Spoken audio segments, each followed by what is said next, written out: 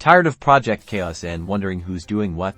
Today, we're diving into Trello to show you how to assign boards and cards, bringing order to your projects in just a few easy steps. First, let's assign a card to a team member. Open the card you want to assign by clicking on it. Look for the Members section on the right-hand side of the card. Click the Members button. A list of your board members will appear.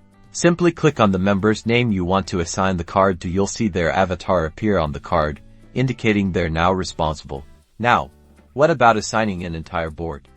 While Trello doesn't directly assign a board in the same way as a card, you can control who has access. Ensure all relevant team members are added as members of the board. Click the Share button located near the top right corner of your board. Here, you can invite people by email address or generate a shareable link. Make sure the right team members are invited to the board.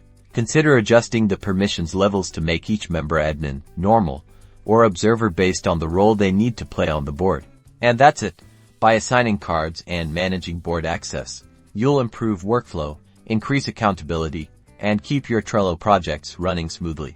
For more Trello tips and project management strategies, be sure to like and subscribe. Happy Trelloing!